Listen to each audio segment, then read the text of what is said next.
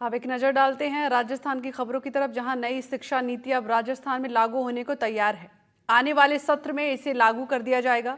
कक्षा 1 से कक्षा 5 तक के बच्चों का सिलेबस पूरी तरह अब बदल दिया जाएगा। इसमें कई महत्वपूर्ण बदलाव किए गए हैं, जैसे कि शुरुआती कक्षाओं में बच्चों को उन्हीं की स्थानीय भाषा में पढ़ाया जाएगा, ताकि वो चीज़ों को अच्छी तरीके से समझ सकें। इसको लेकर शिक्षक और छात्रों में बेहद उत्साह नजर आ रहा है। राजस्थान में नई शिक्षा नीति को लेकर अध्यापक क्या सोच रहे हैं, आप इस रिपोर्ट में देखिए।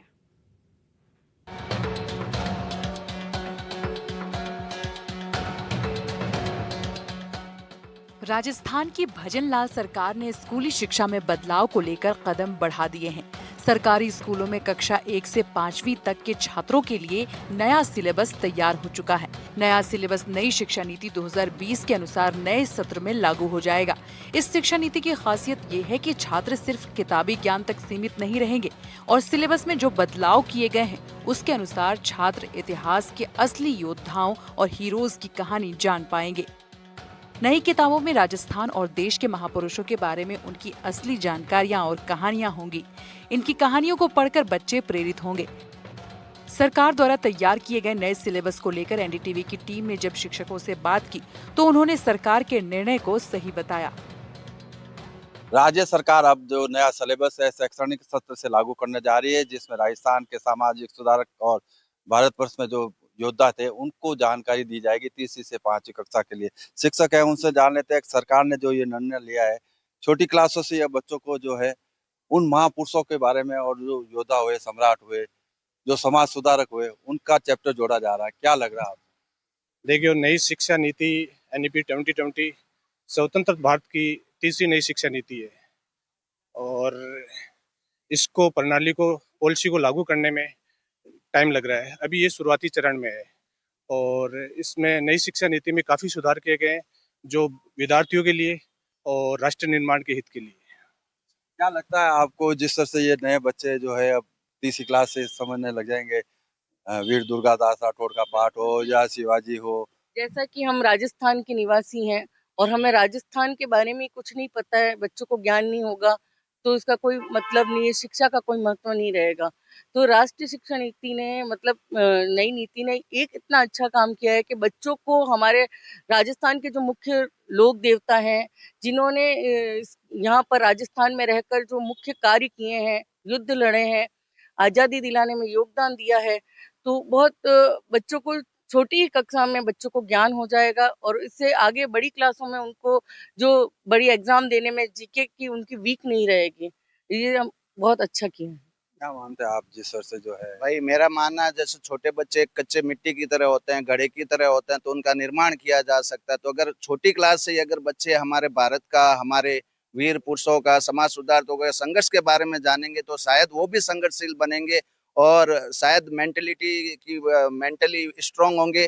जैसे हम देखते हैं कि कई सारे सुसाइड केसेस होते हैं स्टूडेंट्स के बड़ी क्लासेस में, तो शायद मेरा ख्याल है कि छोटी क्लास में पढ़ के बच्चा मेंटली भी बहुत स्ट्रांग हो पाएगा, उसका बौद्धिक विकास बहुत अच्छा हो पाएगा।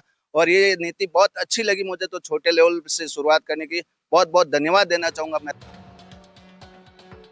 नई शिक्षा नीति के अनुसार बच्चों को 21वीं सदी के हिसाब से ज्ञान हासिल होगा। बदलते युग में बच्चे अपने देश के बारे में तो जानेंगे ही, साथ ही शुरुआती कक्षाओं में वो अपनी स्थानीय भाषा में ही शिक्षा ग्रहण करेंगे और इसके लिए शब्दकोश भी तैयार किए जा रहे हैं।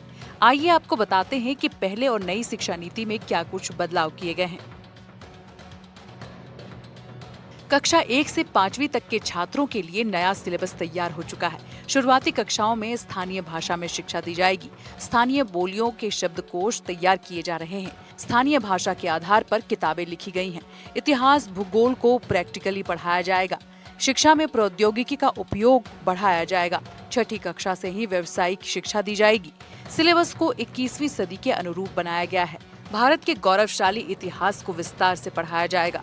महाराणा प्रताप, छत्रपति शिवाजी, वीर दुर्गादास, सुभाष चंद्र बोस, सरदार वल्लभ भाई पटेल, स्वामी दयानंद सरस्वती जैसे महापुरुषों की कहानी बताई जाएगी। भारत के महापुरुषों की कहानी से बच्चे प्रेरित होंगे। इस सिलेबस से बच्चों की नींव शुरू से ही मजबूत हो जाएगी और बच्चे इन समाज सुधारक योद्धाओं और राजस्थान के इतिहास को जान पाएंगे। खास बात तो ये रहेगी कि इसे वो अपने स्थानीय भाषा में ही सीखेंगे, तो उनके लिए सीखना और भी ज्यादा आसान हो जाएगा। सर ये जो नई नीति आई है, यदि मेरी तो वैसे हो चुकी है इंटर वाली एजुकेशन, यदि ये नीति पहले आती तो सिर्फ ये हमें कंपटीशन के लिए भी प्रिपेयर करा सकती है, क्योंकि जब बच्चा जो 12th तक ग्रेजुएट पढ़ाई करता है उसमें वो सिर्फ, यदि वो 12th के बाद तो साइंस ले लेता है तो सिर्फ वो साइंस ही पढ़ता है। अब ये हो चुका है कि हम 9th से ही हम जो सब्जेक्ट चाहे वो हम ले सकते हैं। यदि मुझे साइंस में इंटरेस्ट है, मैं चाहता हूँ मैं फिजिक्स, केमिस्ट्री और मैथ्स पढूं, और मेरा इंटरेस्ट है कि मैं ज्योग्राफी भी पढ़ना चाहता हूँ, तो मैं उसे भी साथ में ले सकता हूँ।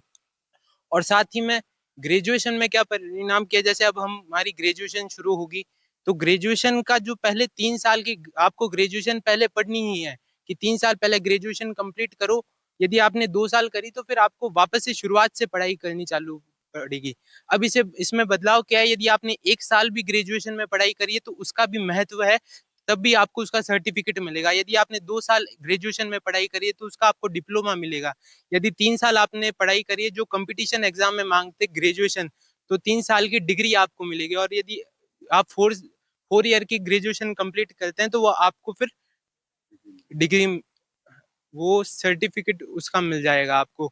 और आफ्टर इसमें जो हमारी जो होती है ग्रेजुएशन के बाद की जो पढ़ाई होती है, जो 2 साल की होती है पोस्ट ग्रेजुएशन, यदि आपने इधर 4 साल पढ़ाई कर ली तो फिर आगे आपको 1 ही साल पढ़ाई करनी है। और यदि आपने इधर 3 साल करके छोड़ दी तो आगे आपको फिर 2 साल वापस, मतलब टोटल जो पोस्ट ग्रेजुएशन, ग्रेजुएशन से पोस्ट ग्रेजुएशन तक का जो टाइम पीरियड था वो 5 साल का था। यदि इधर 4 कर ली तो फिर इधर 1 करनी है। यदि इधर आपने 3 पे छोड़ दी तो इधर 2 करनी। यदि आपका नहीं, किसी कारण से आपने 2 साल पढ़ के ग्रेजुएशन छोड़ दी, तो ऐसा नहीं है कि आपको शुरुआत से पढ़ाई करनी है। 2 साल जो आपने, नई नीति आपको पसंद आ रही है? जी सर, बहुत पसंद आ रही है। 2 साल पढ़ाई करी, उसके बाद से वहीं से ही आपको शुरुआत करनी है। और 9th-10th में भी जो साल में 2 ही बार एग्जाम होते थे, हाफ ईयरली, ईयरली, इसमें सेमेस्टर सिस्टम ऐड किया है, वो बहुत अच्छा है। जिससे बच्चों को, वरना बच्चा क्या करता है कि जिस टाइम हाफ ईयरली आ रहे हैं तो महीने भर पहले पढ़ना शुरू किया, या ईयरली आ रहे हैं तो जनवरी में बच्चा पढ़ना, हाफ ईयरली को तो फिर इतना सीरियस नहीं लेता, ईयरली में कि पास होना है तो पढ़ना पड़ेगा, तो जनवरी में या फरवरी में बच्चा पढ़ना शुरू करता है। सेमेस्टर सिस्टम है, हर 6 महीने से 6 महीने एग्जाम होगा। बच्चे को भी फेयर रहेगा कि नहीं यार, कुछ समय बाद ही एग्जाम है, तो वो ज्यादा अच्छे से पढ़ाई कर सकेगा। और जो दूसरे सब्जेक्ट जोड़े हैं, ये कंपटीशन के लिए जो ब्रॉड थिंकिंग बढ़ाएगा हमारी।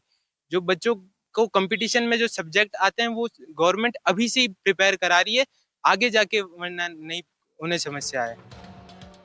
छात्रों ने भी बताया कि सरकार की नई शिक्षा नीति को लेकर अब छात्रों में भी कंपटीशन की भावना बनी रहेगी और छात्रों में सेमेस्टर को लेकर तैयारी करने का जोश बना रहेगा। वर्तमान समय में आमतौर पर छात्र हाफ ईयरली परीक्षा को ज्यादा महत्व नहीं देते थे, लेकिन ईयरली एग्जाम को लेकर मेहनत करते थे। लेकिन नई शिक्षा नीति के बाद अब बच्चों को और ज्यादा मेहनत करने का अवसर मिलेगा।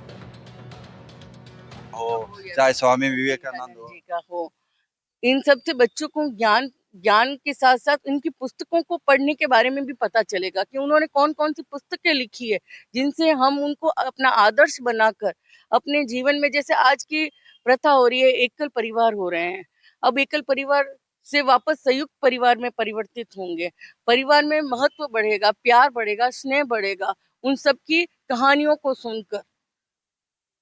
क्या लगता है सर, जिस तरह से जो है अगर बात की जाए, महापुरुषों की रोचक जानकारियां बच्चों को बचपन से ही पढ़ने को मिल जाएगी?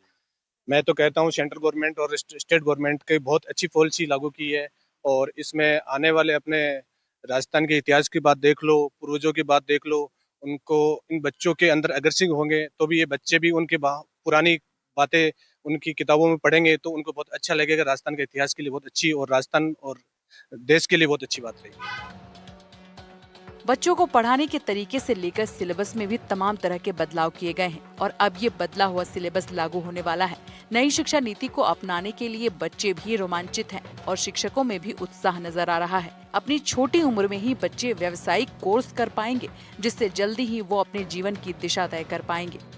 कह सकते हैं भले ही राज्य सरकार, केंद्र सरकार ने जो नीति बनाई है उस नीति को लेकर अगर बात की जाए, जिस तरह से जो नीति लागू की है वो बच्चों के भविष्य के लिए मार्गदर्शक बनेगी, साथ ही साथ जो उनका ब्रेन है वो डेवलप होगा और लोग इन इतिहास से बहुत कुछ सीखने को इन बच्चों को मिलेगा। तो शिक्षक वर्ग हो चाहे स्टूडेंट वर्ग हो, सरकार की नई शिक्षा नीति को लेकर काफी संतुष्ट और खुश नजर आ रहे हैं। जोधपुर से एनडीटीवी के लिए अरुण हर्ष की रिपोर्ट।